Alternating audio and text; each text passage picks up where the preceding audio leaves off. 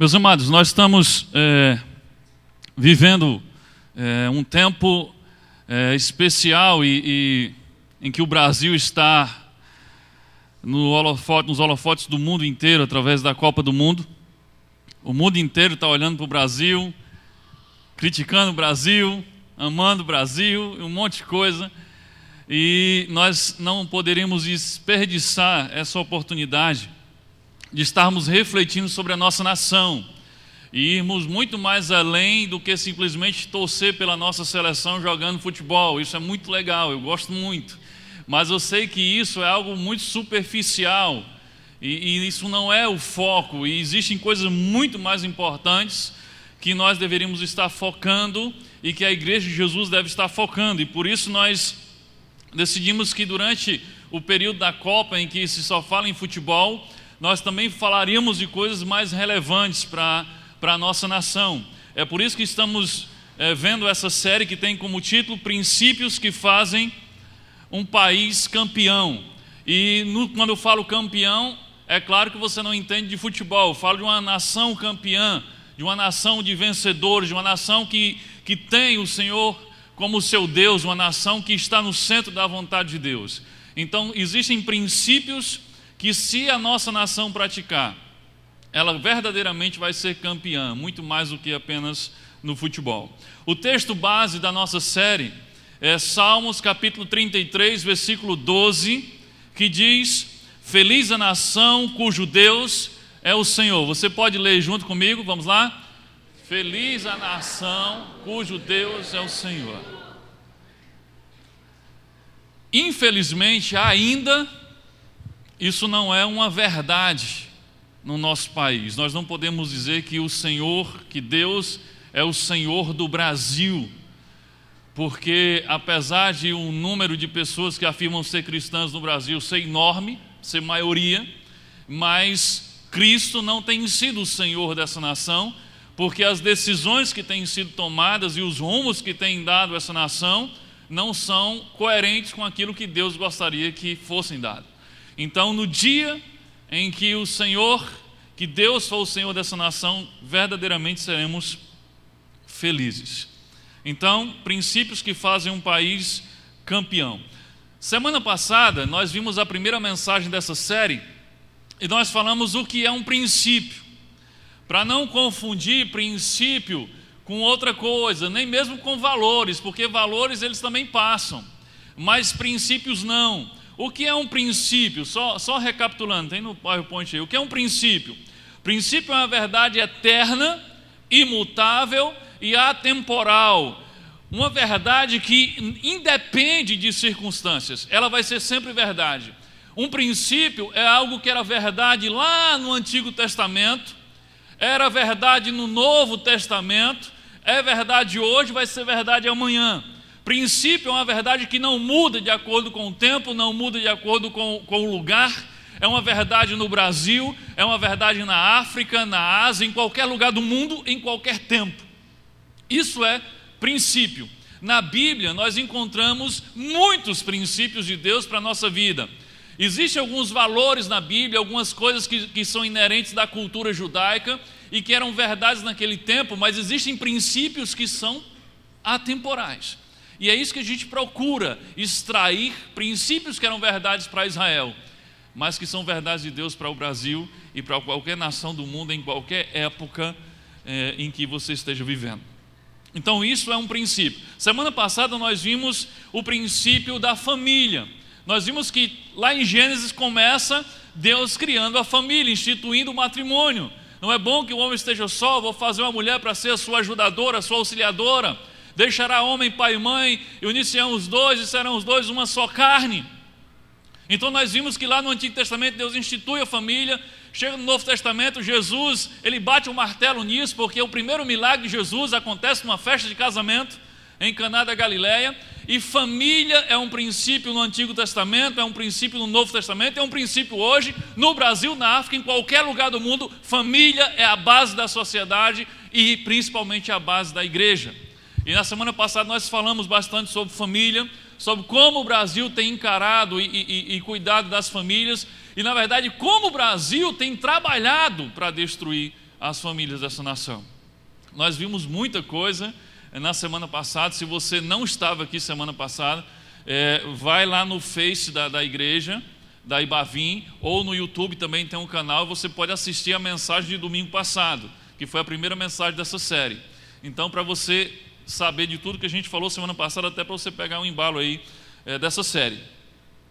Hoje, nós vamos ver mais um princípio, ou seja, algo que era verdade no Antigo, no Novo, hoje e sempre. E o princípio de hoje parece estranho, mas você vai entender. O princípio de hoje é o seguinte: nunca, acho que já pode completar no seu esboço, nunca acredite no diabo e nunca aceite suas propostas. Complete aí, daqui a pouco eu explico. Nunca acredite no diabo e nunca aceite suas propostas.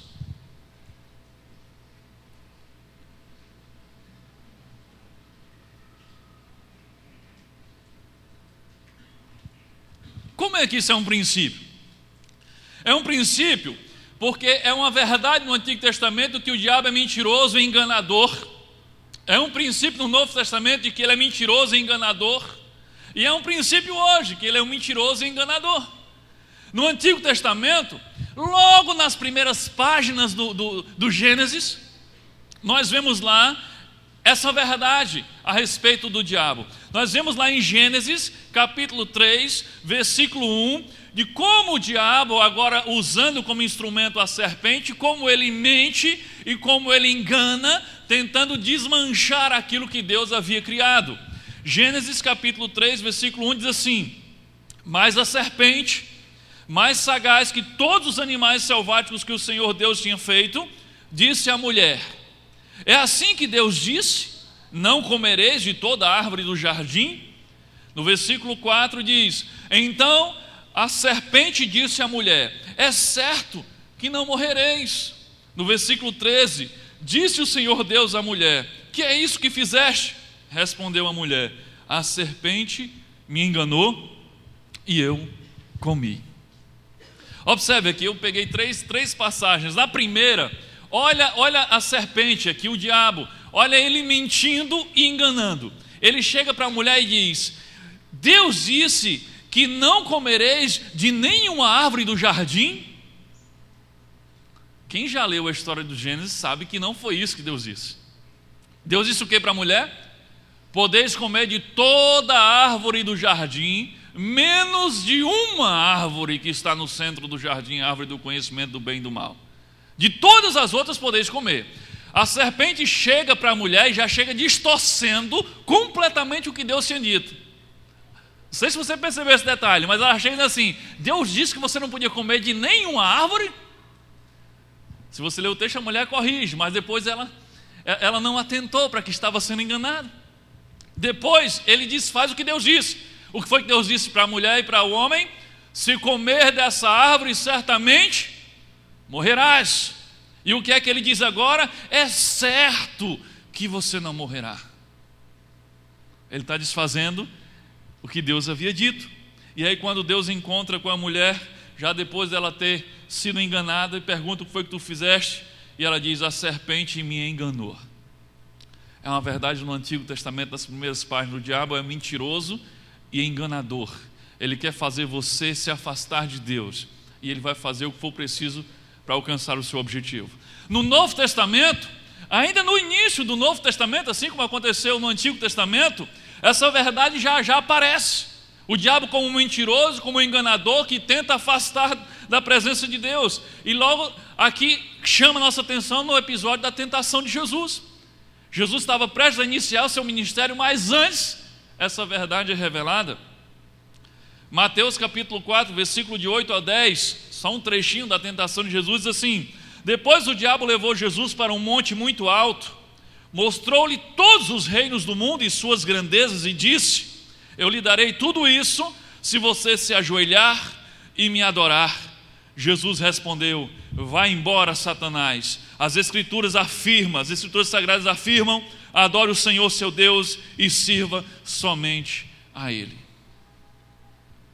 Começa o Antigo Testamento, o diabo mentindo, enganando e fazendo propostas para levar o homem a se distanciar de Deus. Começa o Novo Testamento, o início do ministério de Jesus, e lá está o diabo fazendo a mesma coisa. João 8,44 fala dessa verdade, desse princípio. Diz que desde a criação do mundo, João 8,44, desde a criação do mundo, ou seja, desde sempre, ele foi assassino e nunca esteve do lado da verdade, porque nele não existe verdade. Quando o diabo mente, está apenas fazendo o que é seu costume, pois é mentiroso e pai de todas as mentiras. E aí em 2 Coríntios capítulo 11, versículo 14, diz o seguinte: e isso não é de admirar, pois até Satanás pode se disfarçar e ficar parecendo um anjo de luz. Você percebe como essa é uma verdade?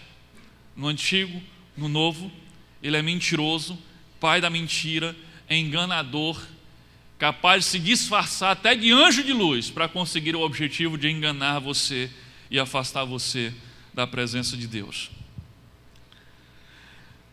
E a verdade é que ele continua usando a mesma estratégia hoje e vai usar amanhã e depois de amanhã, porque isso não muda. Ele é assim, a Bíblia revela sobre isso. Agora atente para uma verdade. Apesar de ser mentiroso, enganador e estar trabalhando de dia e de noite para nos afastar de Deus, o diabo ele não pode impedir uma nação de servir ao Senhor. Ele não pode impedir uma pessoa de servir ao Senhor. Se você quiser entregar sua vida a Jesus, o diabo não pode impedir. Ele não pode impedir uma nação de servir a Deus e nem pode impedir uma pessoa de servir a Deus. A única chance do diabo de manter uma nação como sua escrava é convencendo essa nação a rejeitar Cristo como seu Senhor. E para isso ele vai enganar, ele vai mentir, e vai fazer propostas mentirosas, como a que fez para Adão e Eva, como as propostas que fez para Jesus. Se atire do alto desse pináculo, porque está escrito que Deus dará ordem aos seus anjos para segurar você e proteger você. O diabo ele não pode impedir o agir de Deus na sua vida. A única pessoa que pode impedir o agir de Deus na sua vida é você mesmo, se você der ouvidos ao que o diabo diz. O diabo não poderia obrigar Adão e Eva a comer do fruto, como ele não pôde obrigar Jesus a comer do fruto que ele ofereceu. Mas ele usa que arma? A mentira, a enganação. Ele continua fazendo a mesma coisa, então ele não pode impedir o Brasil de ser uma nação do Senhor. Mas ele pode enganar essa nação para que rejeite ao Senhor. Só o Brasil pode rejeitar não ser do Senhor. O diabo não pode impedir isso. E aí ele está enganado.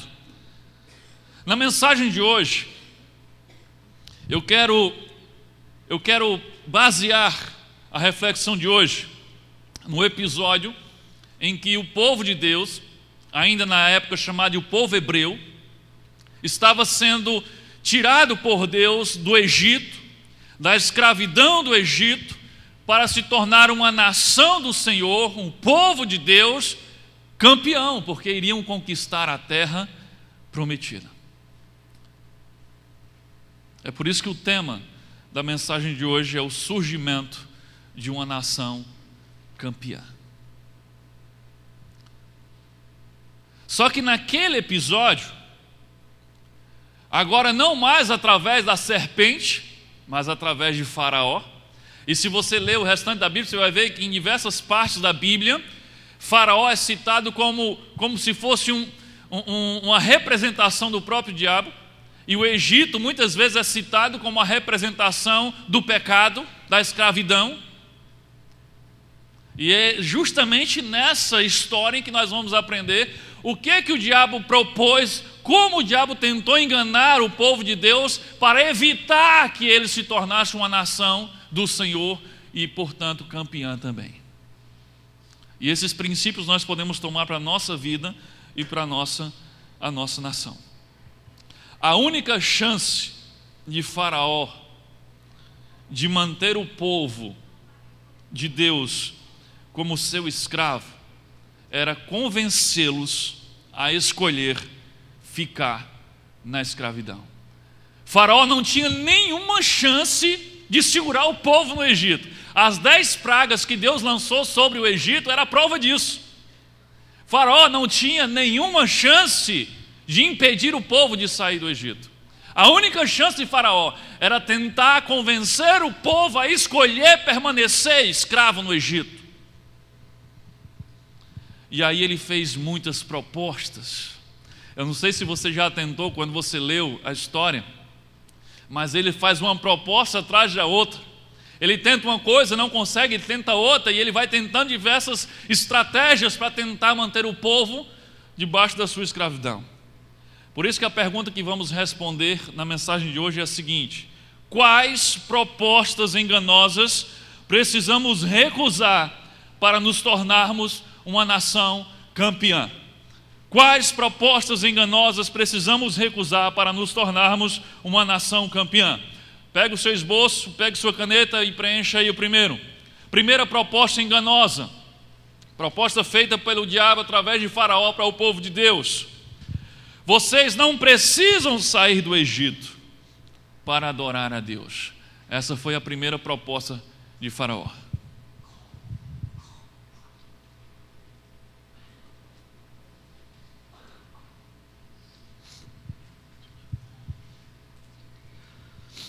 Moisés, mandado por Deus, vai lá e diz: Faraó, Deus está dizendo que você libere o povo para partir dessa terra. Faraó rejeita aquela coisa toda e começa aquela briga e das pragas. E aí Faraó diz: ok, você pode adorar ao seu Deus, você pode oferecer sacrifícios e cultuar o seu Deus, mas você não precisa sair do Egito para isso. Por que vocês não fazem isso aqui mesmo no Egito? Êxodo capítulo 8, versículo 25. Então o rei chamou Moisés e Arão e disse: vão oferecer sacrifícios ao seu Deus, porém façam isso aqui mesmo no Egito. Olha a proposta enganosa do diabo. Vocês querem adorar a Deus, vocês querem servir a Deus, ok, eu não posso impedir isso, mas olha, não precisa sair do Egito. Vocês podem adorar a Deus aqui mesmo no Egito. Por que se afastar daqui? Por que sair daqui? Permaneçam aqui. É uma proposta mais ou menos assim: vocês querem servir a Deus? Tudo bem, mas não precisam mudar de vida, não precisam mudar seus hábitos, não precisam mudar seus valores, não precisam mudar seu comportamento. É só ir ali e construir um altar, um templo, e vocês vão lá e oferecem a adoração de vocês e o sacrifício de vocês, e depois vocês voltam a viver como antes. Vocês não têm que sair da escravidão do Egito. É só ir no altar, faz um ritual, oferece um ritual a Deus e volta a trabalhar como antes, a fazer tudo como antes, a viver como antes. Será que isso se parece com alguma coisa que nós aqui no Brasil fazemos? Quantas pessoas no nosso país decidem ser cristãos e a única coisa que muda é que agora elas, uma vez por semana, fazem um ritual para Deus ou participam de um ritual para Deus em um culto, mas elas não saíram do Egito? A proposta é: para servir a Deus você não precisa parar de mentir, por exemplo. Você não precisa parar de ser orgulhoso. Você não precisa deixar de ser prepotente, nem soberbo. Você não tem que deixar de ser grosso, nem avarento, amante do dinheiro. Você não precisa deixar de ser adúltero, nem indecente, nem imoral. Não, basta oferecer um sacrifício uma vez por semana num altar que pode ser erguido aqui mesmo no Egito.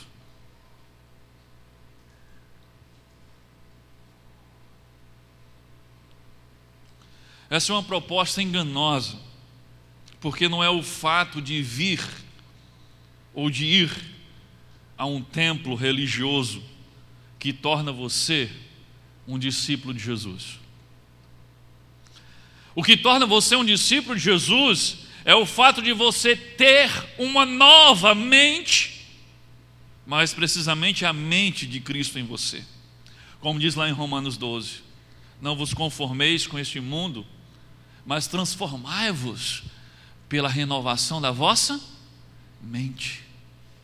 O que torna você um discípulo, um cristão verdadeiro, não é o fato de frequentar ou começar a frequentar uma religião, mas é o fato de você ter uma mente renovada, a mente de Cristo, uma renovação da sua mente produzida pelo Espírito Santo que habita agora em você.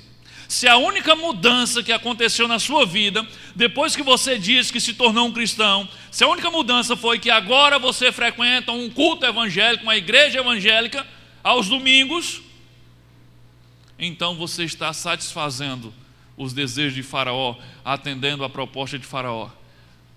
Vou adorar a Deus, mas eu não preciso sair do Egito. Porém, Moisés recusou a proposta de Faraó. Moisés sabia que para andar com Deus, ele precisava sair do Egito. Ele tinha que mudar de vida. O povo precisava sair da escravidão. Para andar com Deus, precisava sair do Egito. Êxodo 8:26. Olha o que Moisés diz. Moisés respondeu: isso não daria certo. Isso o quê? Esse negócio de adorar a Deus no Egito mesmo. Isso não daria certo, pois os animais que oferecemos em sacrifício ao Senhor nosso Deus são sagrados para os egípcios. Se eles virem a gente matar os animais que eles adoram, com certeza nos matarão a pedradas. Olha que legal.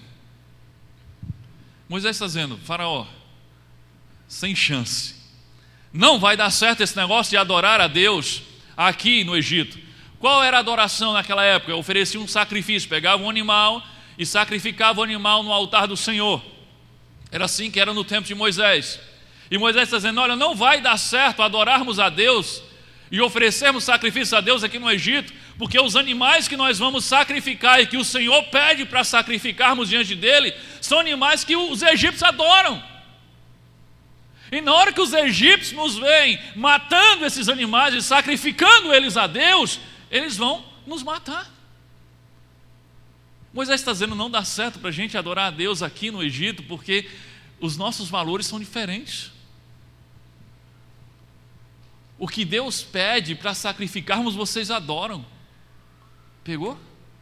Isso é uma revelação tremenda. Olha o que Moisés está dizendo. Aquilo que Deus pede para nós sacrificarmos e entregarmos a Ele, vocês adoram. Não tem como a gente continuar no Egito. O Egito adora aquilo que Deus disse para entregar, para matar, para sacrificar. É o que acontece hoje. O mundo de hoje adora o eu em primeiro lugar. O que importa é a minha felicidade. Primeiro eu. E esse eu que o mundo adora, Jesus disse o quê? Para você negar, não foi? Quem quiser vir após mim, negue-se a si mesmo. Tome sua cruz, esteja disposto a matar o seu eu e siga-me. Então, um mundo egocêntrico, onde o eu é a coisa mais importante, não combina com o reino de Deus, onde diz que você negue o seu próprio eu. Não dá para você continuar adorando a Deus e vivendo os valores do mundo, porque eles são opostos. O conforto que o mundo adora, Deus diz para nós sacrificarmos. O mundo hoje vive em torno do conforto, e quanto mais conforto, melhor. Isso tem uma coisa que Deus não quer que você fique acomodado no seu conforto. Ele sempre está tirando você da zona de conforto, e o conforto que o mundo adora, Ele diz: eu quero que você sacrifique isso. O dinheiro que o mundo adora, Deus diz para você entregar, ofertar ajudar quem está precisando, repartir. Não dá para você adorar a Deus e continuar no Egito, porque os valores de Deus e os valores do Egito são diferentes. Você precisa sair do Egito para você poder andar com Deus. Deus não chamou você para viver uma nova religião apenas, trocar uma igreja pela outra ou começar a frequentar uma igreja. Mas Deus chamou você para viver um novo relacionamento, uma nova vida. É como ele disse para Nicodemos. Nicodemos diz: o que é necessário para ser salvo? E ele diz: é necessário nascer de novo. É necessário ter uma nova vida, uma nova mente, um novo nascimento. Você vai nascer aonde? Você vai morrer para o Egito e você vai nascer para o reino de Deus. Você vai morrer para o pecado e você vai nascer para viver uma vida com Deus.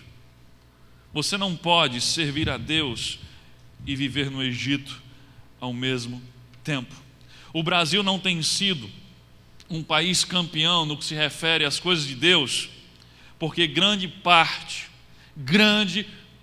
dos cristãos desse país aceitaram essa proposta do diabo: adorar a Deus, mas continuar vivendo os valores do Egito. Eu quero adorar a Deus, mas eu quero continuar vivendo os valores do Egito. Eu não sei se o que eu vou falar se não procede, mas eu vi, vou dizer a fonte, eu vi num site de uma igreja conhecida no Brasil, da igreja da Lagoinha. Eu vi uma relação dos jogadores brasileiros dessa seleção que afirmam ser atletas de Cristo. Tem 5 lá na relação. Entre os 5 tem o atacante, o Fred. Para mim foi surpresa, mas tem lá dizendo. Se não for, depois eu vou me retratar. Mas lá ele está na lista dos 5 que são cristãos da seleção. E aí no último jogo, na verdade foi o primeiro jogo, o último que nós assistimos, teve aquela cena daquele pênalti. Quem assistiu o jogo do Brasil aqui? Tem gente que está fingindo, nem olhei. Mas mesmo quem não assistiu ouviu falar. Teve um pênalti lá que o Fred sofreu. E aí o mundo inteiro, inclusive a imprensa brasileira, está dizendo: não foi pênalti, ele se jogou. Mas aí a seleção brasileira está fechada num discurso: foi pênalti, foi pênalti. E aí entrevistaram ele e ele disse: não, foi pênalti, o jogador fez uma carga sobre meus ombros e eu caí. E aí quando você vê o replay, você vê que foi uma carga de 3 dedos assim, que tocou o ombro dele, e aí ele caiu. Onde é que eu quero chegar com isso? Aí eu vi uma entrevista do Ronaldo, o dito fenômeno, e ele dizendo: não, tá certo, o Fred tá certo, a gente precisa usar da malandragem. Olha o valor do Egito. Olha o valor do Egito. Não, é assim mesmo, é Copa do Mundo. Não, tem que cair mesmo, o juiz apitou, tem que usar da malandragem. E aí aquele que, segundo o site, diz ser cristão, está dizendo: eu sirvo a Deus, mas eu vivo os valores do Egito, porque se triscar em mim eu me jogo no chão para dizer que foi pênalti. Ah, mas no jogo pode. Ah, então é assim? É disso que eu estou falando. Eu sirvo a Deus, eu adoro a Deus, mas no meu dia a dia, na minha profissão, onde eu vivo, eu danço conforme a música. Eu faço negócio como as pessoas do mundo fazem. Se eu vou vender um carro, eu não digo qual é o defeito do carro, porque eu sou besta dizer. Se eu vou vender uma casa, eu não digo que ela está cheia de goteiro, eu vou orar para não chover no dia que eu estiver vendendo. E aí eu começo a proceder como o Egito procede. É por isso que essa nação não é campeã, porque muitos, a maior parte talvez dos cristãos do nosso país, eles se conformaram com a proposta de Faraó. Ok, quer adorar a Deus? Adore, mas não saia do Egito, continue aqui com a gente. E aí eles têm tentado viver desse jeito, e é por isso que nós temos mais de 25 milhões de evangélicos no Brasil que não fazem diferença nenhuma. O Brasil não é melhor porque tem tantos evangélicos. Talvez porque muitos têm aceitado essa proposta de Faraó. Segunda proposta enganosa, vai lá, pega o seu esboço.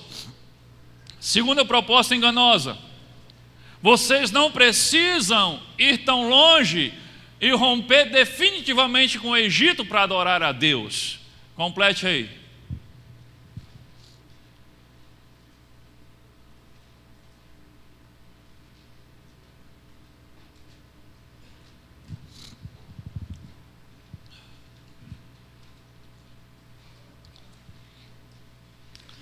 Vocês não precisam ir tão longe e romper definitivamente com o Egito para adorar a Deus.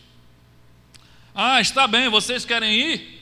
Vocês não querem adorar aqui no Egito? Não dá certo para vocês, não? Ok, vocês podem ir, mas faz o seguinte, não vá muito longe não, fica aqui por perto. Êxodo 8, versículo 28. Olha só, Êxodo 8, versículo 28. Então o rei disse: se vocês não forem muito longe, eu os deixarei ir ao deserto oferecer sacrifícios ao Senhor, seu Deus. Orem também por mim. Descarado esse faraó, né? Aproveite e ora por mim. Ele já tinha visto que Deus era poderoso, as pragas já tinham caído sobre ele. Mas olha a proposta. Ok, percebe que Faraó não pode impedir? Ok, então vocês não querem ficar aqui, tudo bem. Aí ele lança uma segunda mentira. Então vocês querem ir? Então vão, mas fica aqui por perto. Não vão para muito longe, não. Se você não for para muito longe, eu deixo vocês ir oferecer sacrifício ao seu Deus. Então fiquem por perto. Fiquem aqui na vizinhança.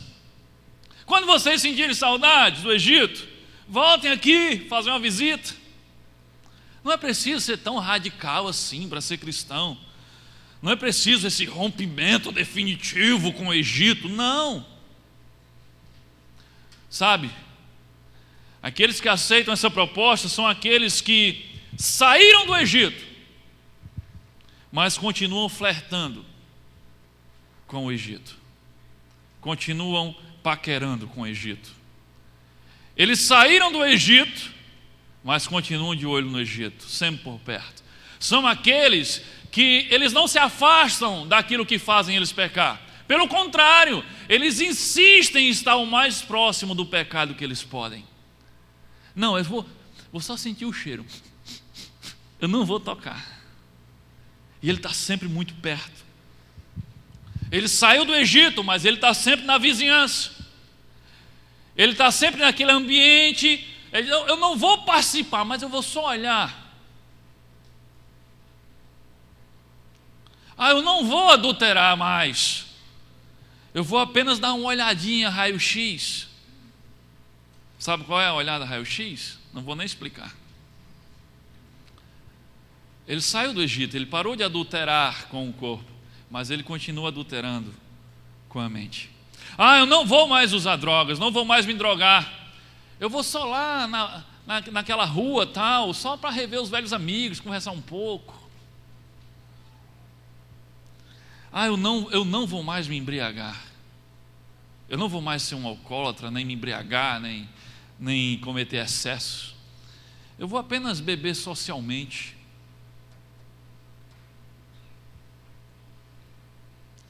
Moisés sabia que não bastava apenas sair do Egito.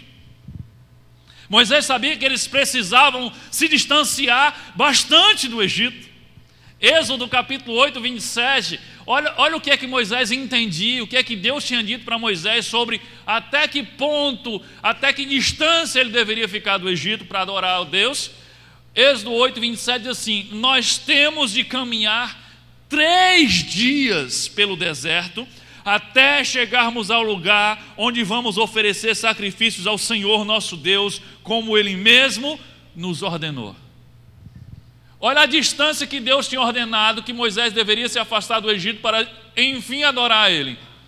Moisés, vocês vão caminhar 3 dias no deserto.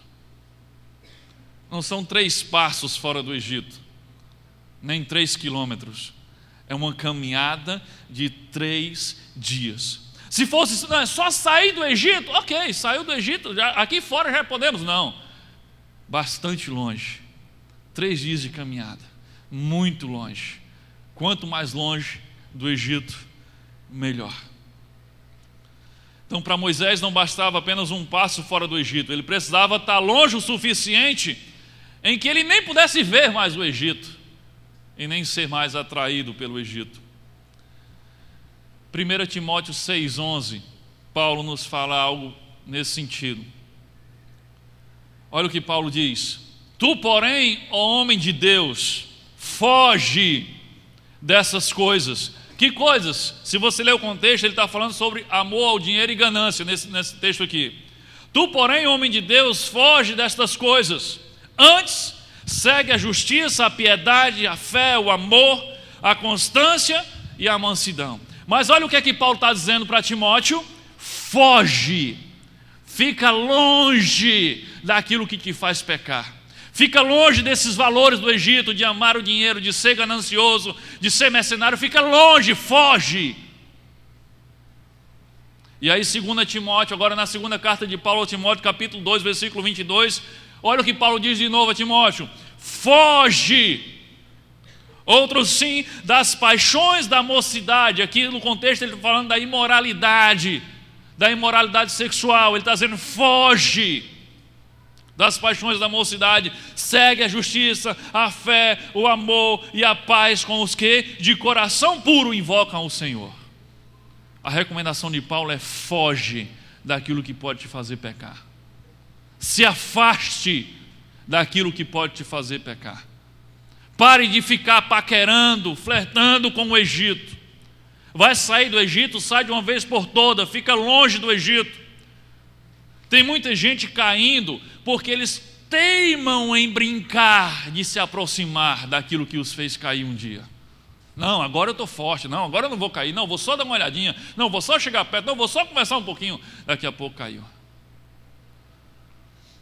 Não basta sair do Egito, você tem que se distanciar do Egito.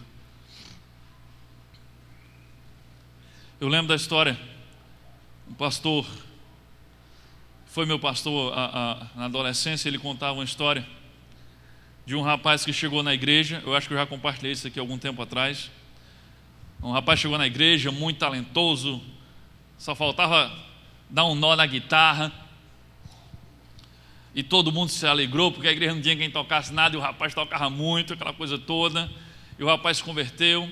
Mas aí passou um mês, passou 2, passou 3, e toda vez que o pastor chegava perto daquele rapaz, ele estava com um grupo de jovens da igreja, e ele contando as suas aventuras do tempo de Egito. Ah, porque eu fazia, acontecia, porque era assim, e na noite, bababá. E o pastor ficava triste porque ele se orgulha disso. Ele contava com uma vantagem maior do mundo, e os outros da igreja achando aquilo bonito. Ele não contava com vergonha, com pesar, não. Ele contava com vantagem mesmo. Ah, eu aprontava, não sei o quê, bababá. E o pastor disse: esse rapaz vai terminar voltando para o lugar de onde ele veio, porque ele continua flertando com o seu passado. Depois de 6 meses, ele voltou para o Egito. Ele tinha saído do Egito, mas ele não tinha ido tão longe assim. Ele continuava de olho no Egito, flertando com o Egito. E aí chega uma hora que ele é atraído novamente pelo Egito e finda caindo. No Brasil, quase tão grande quanto o número de evangélicos é o número de desviados. Quem aqui conhece um desviado? Falei só um. Todo canto você chega: ah, já fui crente. 6 meses que nós passamos, acho que foi 6 meses que nós passamos nas ruas de Parnamirim, à noite, entregando sopa e roupa e agasalho para as pessoas em situação de rua, drogados, alcoólatras. Era incrível a quantidade dessas pessoas que dizia: eu já fui crente. eu já fui de igreja tal. Outro, não, eu já fui ministro, eu tocava, eu cantava, não, eu ensinava na escola bíblica, eu frequentava tal igreja. Fora os que não estão na lama completamente, ou no fundo da lama, só desviados. Por quê? Porque concordaram com a proposta de Faraó que diz: ok, você quer sair? Não dá certo para adorar aqui no Egito, não? Saia, mas não vá muito longe, não. Quando der saudade, vem aqui visitar a gente. Continue flertando com a gente. Fica de olho no Egito, dos últimos acontecimentos. Moisés rejeitou essa proposta. Temos que caminhar 3 dias para ficar o mais longe que pudermos, para assim adorarmos ao Senhor. Terceira proposta enganosa. Complete aí. Está bem, vocês podem ir, mas as suas famílias ficam. Complete aí.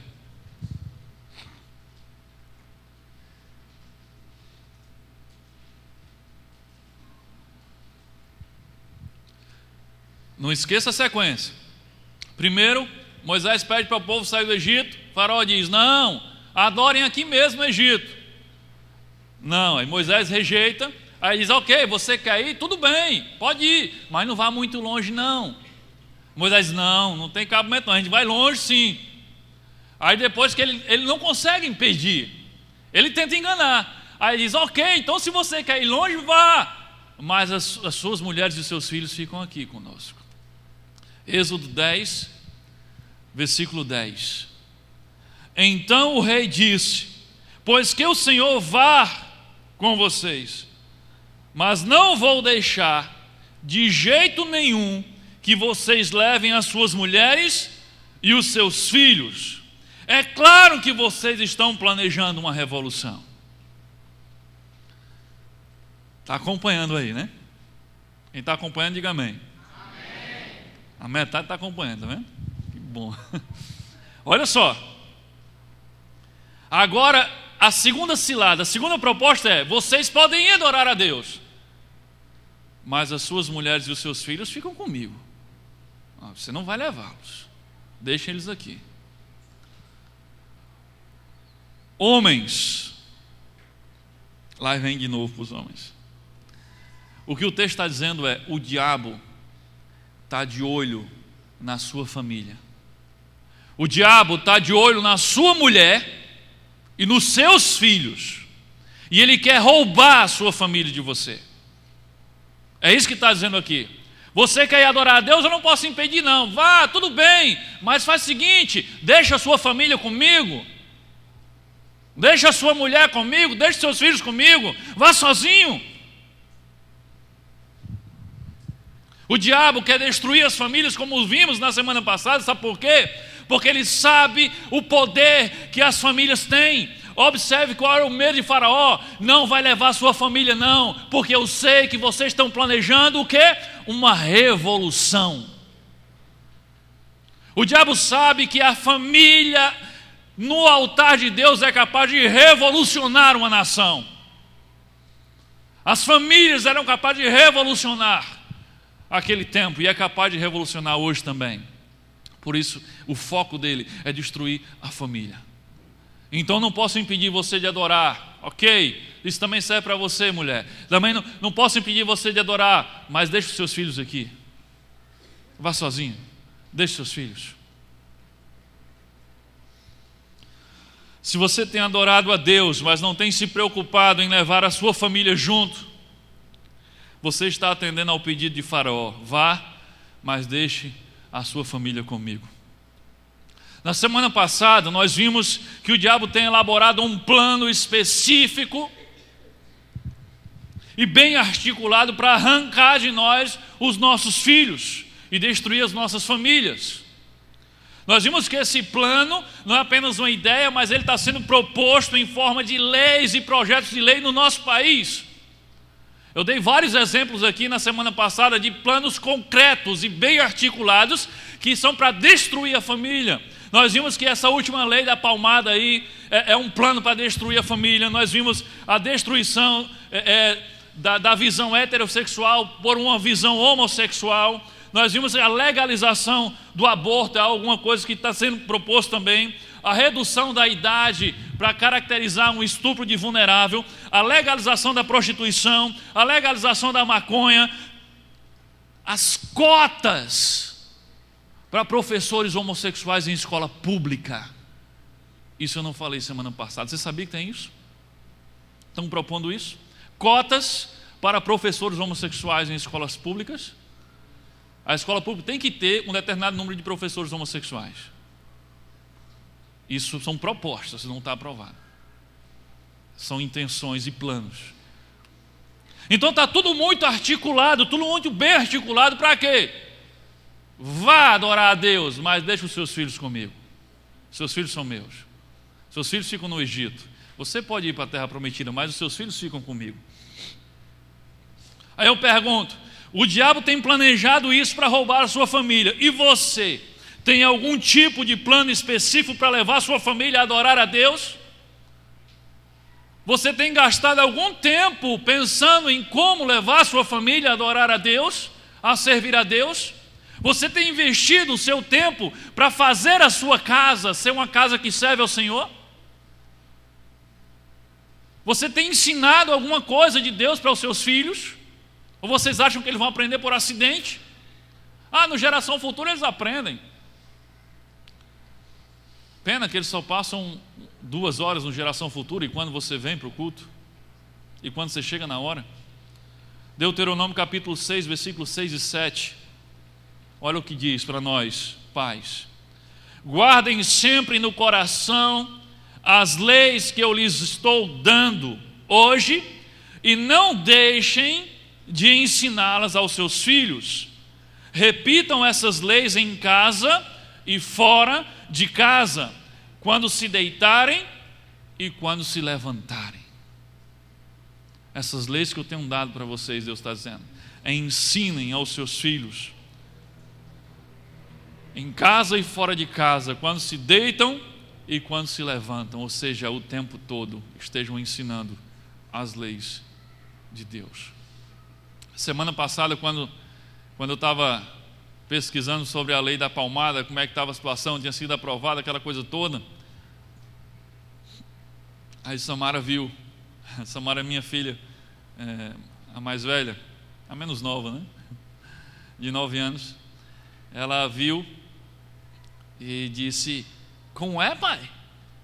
E não pode mais não bater? Disse, vem cá, senta aí. Olha, o governo do Brasil, os deputados, pessoas que não servem a Deus, decidiram que os pais não podem mais educar os seus filhos, repreendê-los e corrigi-los através de qualquer ação física, uma chinelada, uma palmada. Isso é o que eles estão dizendo.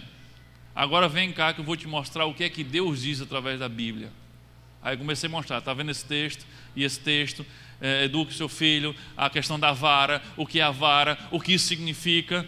Então, você entendeu o que é que Deus diz? Deus diz que pode. E qual é que você acha que está certo? É Deus ou os deputados e os senadores? É Deus. Então você acaba de entender um princípio de Deus. Você vai precisar fazer isso na sua casa. Porque daqui a pouco o seu filho está dizendo para você, ei, ligar o 190, viu, para você? E aí você vai precisar ensinar as leis de Deus para ele.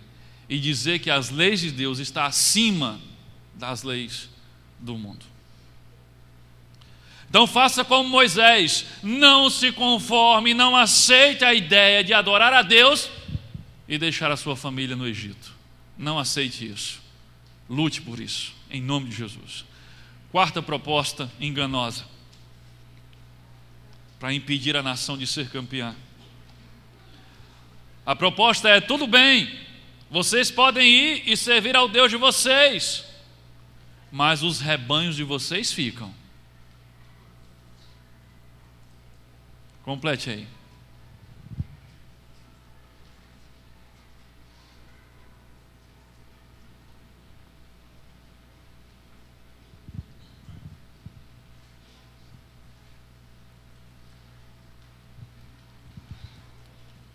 tudo bem, vocês podem ir, podem levar as mulheres e as crianças, ok, mas os rebanhos de vocês ficam.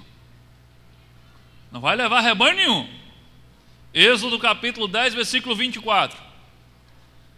Aí o rei mandou chamar Moisés e lhe disse: vocês podem ir adorar a Deus, o Senhor. Levem também suas mulheres e os seus filhos, mas as ovelhas, as cabras e o gado ficarão aqui. Você está percebendo o desenrolar da história? Primeiro não, vocês não podem sair do Egito, adorem a Deus aqui. Aí Moisés diz: não quero isso, tem que sair do Egito. Ok, vocês vão sair do Egito, mas não vão tão longe. Moisés diz: não, a gente vai longe sim, 3 dias de caminhada. Então vocês podem ir longe, mas as mulheres e os filhos ficam aqui. Moisés diz: não, vai todo mundo com a gente. Ok, pode levar as mulheres e os meninos, mas os seus rebanhos, os seus bens ficam no Egito. Olha a quarta proposta. Vamos adorar juntos lá ao Senhor. Podem ir, mas os bens de vocês ficam aqui, servindo ao Egito. Os seus rebanhos ficam aqui, servindo ao Egito. As suas propriedades ficam aqui, servindo ao Egito. A ideia proposta aqui por Faraó é uma dicotomia, uma vida dupla. Eu sou de Deus, mas os meus bens não. Eu sirvo a Deus, mas os meus bens não servem a Deus, servem ao Egito. São pessoas que dizem ser de Deus, as que aceitam essa proposta, mas o coração delas ainda continua amando o dinheiro. Eu sirvo a Deus, desde que ninguém fale em dinheiro. Tem que contribuir, ofertar, ajudar quem está precisando. Não, estou fora. Você estava todo animado no culto. Essa igreja é uma bênção. Aí o irmão falou: agora é do momento de oferta. Já prestou. Eu até gosto da ideia de servir a Deus e adorar a Deus, mas não fala de dinheiro, não. Não fala dos meus bens, não. Eu posso até vir com a minha família, mas os meus bens ficam lá no Egito. Quantas pessoas que se dizem cristãos, que entram na igreja, que fazem parte da igreja e continuam avarentas. E o que é avarento? É aquele que ama o dinheiro. Dizem ser cristãos, mas continuam infiéis na administração dos seus bens, bens que Deus os confiou. Pessoas que deixam suas riquezas e o seu rebanho a serviço do Egito e não a serviço do reino. Eu pertenço ao reino de Deus, mas os meus bens pertencem ao meu próprio reino. E aí essas pessoas, elas tendem a oferecer restos para Deus e ficar com o melhor. A carne é minha, o osso é de Deus. A maior parte é minha. O que sobrar, se der, é do reino. Malaquias capítulo 1, versículo 8. Na hora de trazer animais cegos para sacrificar, vocês não veem mal algum. Na hora de trazerem animais aleijados e doentes como oferta, também não veem mal algum. Tentem oferecê-los de presente ao governador. Será que ele se agradará de vocês? Será que os atenderá? Pergunta o Senhor dos Exércitos. Lembre que aqui está no contexto em que as pessoas adoravam a Deus oferecendo o sacrifício dos animais. E a lei do sacrifício dizia: você não pode oferecer em sacrifício um animal doente, aleijado, que tenha mancha na pele, nada disso. Se você vai oferecer em sacrifício, tem que ser um animal puro, perfeito, o melhor que você tiver. E aqui o profeta, Deus através do profeta fazendo uma denúncia: na hora de trazer animais aleijados, vocês não veem mal nenhum. Na hora de trazer animais doentes, já vai morrer mesmo, vamos levar em sacrificar para Deus. Vocês não veem mal nenhum. Aí Deus diz: por que vocês não pegam esses animais doentes e aleijados e vão oferecer de presente para o governador? E veja se ele atenderá a vocês. Aquele povo, eles tinham animais sem mancha, sem doença, perfeitos, mas eles escolhiam guardar esses animais para si mesmos. E para Deus eles entregavam os que valiam quase nada. O povo na época de Malaquias e nós hoje, às vezes achamos que Deus se agradaria pelo simples fato de termos dado alguma coisa. Afinal de contas, alguma coisa é melhor que nada. Será que isso é o que Deus pensa? Qualquer coisa é melhor do que nada? Veja o que é que ele diz em resposta ao povo que servia restos a ele. Malaquias capítulo 1, versículo 10. Deus diz: se vocês fechassem as portas do templo, assim pelo menos não acenderiam o fogo do meu altar inutilmente. Não tenho prazer em vocês e não aceitarei as suas ofertas. Qualquer coisa para Deus não é melhor do que nada. Para Deus nada é melhor do que qualquer coisa. Ele está dizendo: gostaria de fechar as portas do templo, que vocês não oferecessem nenhum tipo de sacrifício inútil. A oferta de vocês não é aceita, não será aceita diante de mim.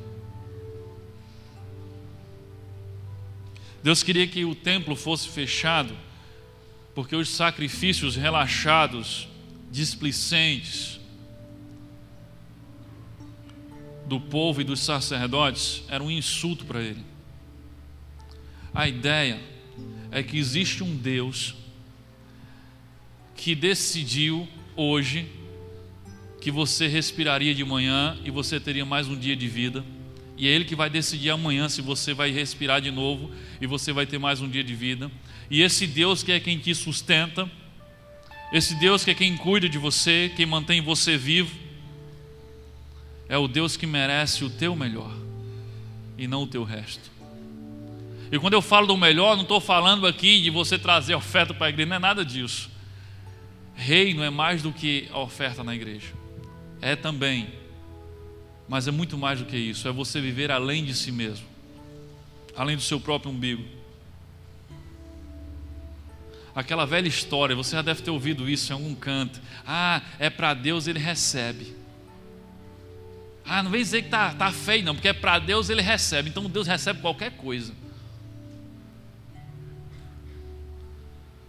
A verdade é que Deus quer, Deus deseja, Deus exige e merece o nosso melhor. Desde o início lá da Bíblia, lá em Gênesis, nas primeiras páginas, Deus deixou claro que existem ofertas aceitáveis e ofertas que não são aceitáveis. Pergunte a Caim, cuja oferta Deus não aceitou. Lembra? Abel e Caim ofereceram ofertas diante de Deus. Deus aceitou a oferta de Abel, mas não aceitou a oferta de Caim. Por isso que ele se revoltou. Existem ofertas que Deus aceita e existem ofertas que Deus não aceita. Não tem a ver com a quantidade apenas, tem a ver com o seu coração. Sabe, o que eu vou falar pode parecer um absurdo se você vive os valores do Egito. Mas nós cristãos deveríamos resolver diminuir o nosso padrão de vida. Eu falo padrão no sentido financeiro. Nós deveríamos escolher padrões de vida mais humildes, para a gente poder assim aumentar o nosso poder de contribuir com o reino de Deus e ajudar aqueles que ainda precisam.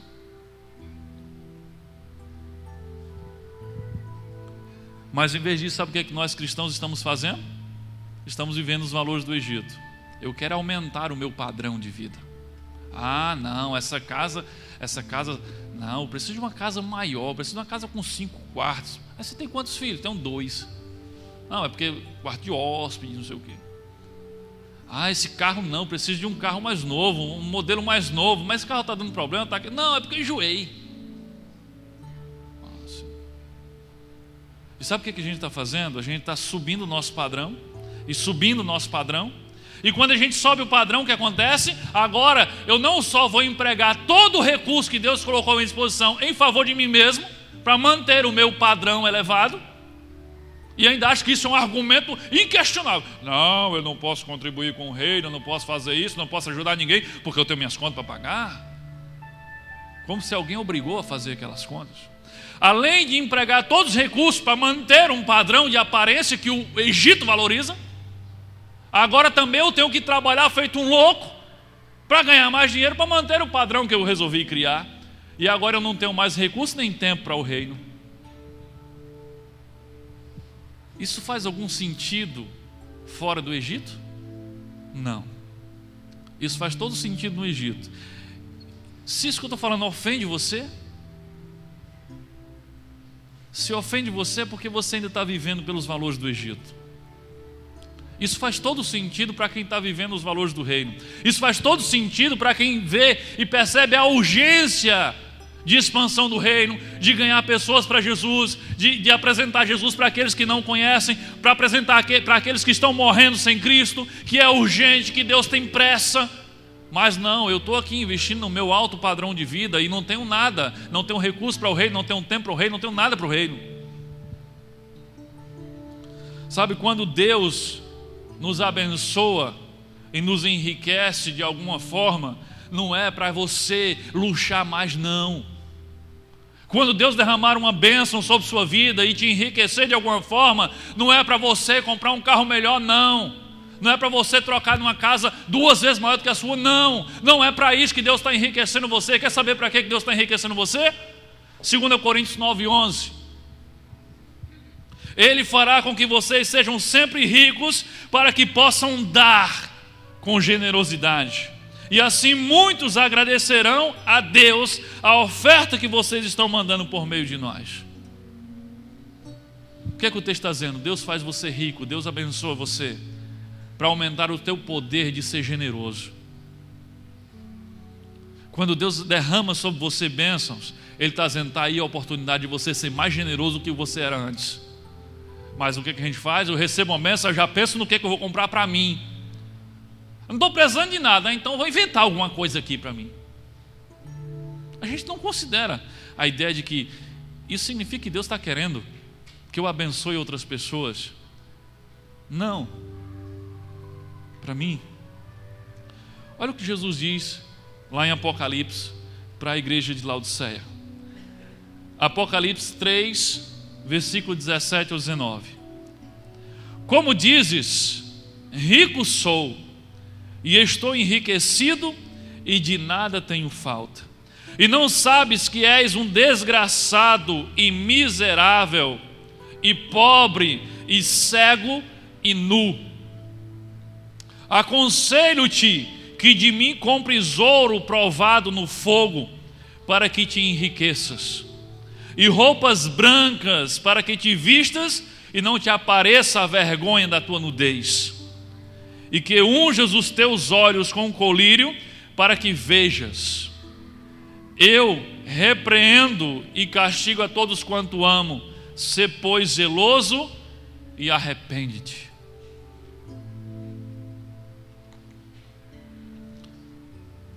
O que Jesus está dizendo aqui é que aqueles irmãos, Ele está falando para pessoas crentes, isso aqui, a igreja de Laodiceia,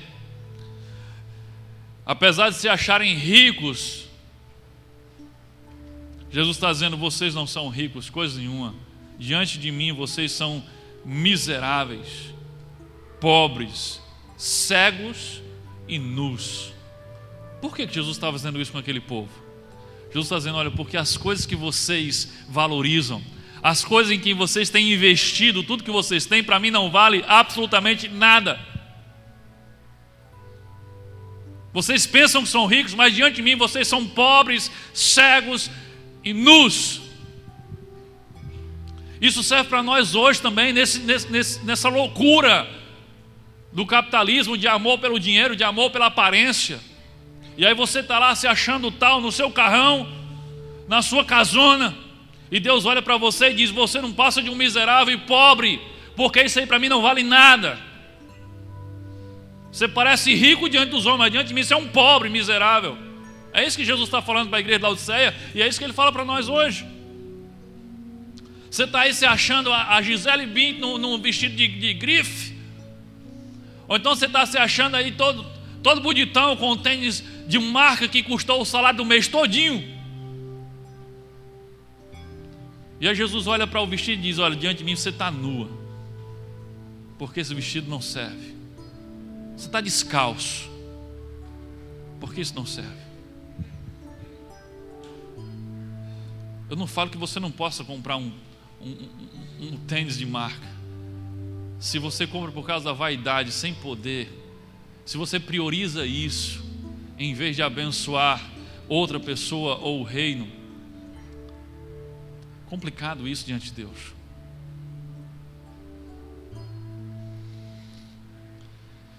O que ele está dizendo nesse texto é que ao invés de comprarmos roupas caras, ele fala sobre isso. Nós deveríamos nos preocupar em vestir vestes brancas. E que vestes brancas são essas? Ele está falando da santidade e da pureza. Quando Deus olha para você, se você está vestido de santidade e pureza, então você está vestido. Mas se a única coisa que preocupa você é o exterior, Deus olha para você e vê você nu. Ele está dizendo: abram mão daquilo que vocês pensam ser necessário e valioso e troque por aquilo que Deus diz que é necessário e valioso. A resposta de Moisés para Faraó é fantástica. Olha o que Moisés diz para Faraó diante dessa proposta, Êxodo 10, 26. Quando Faraó propõe: vão vocês, mas os seus recursos ficam. Sirvam a Deus vocês, mas não sirvam com seus recursos. Olha o que Moisés diz: e também os nossos rebanhos irão conosco, nem uma unha ficará, porque deles haveremos de tomar para servir ao Senhor nosso Deus.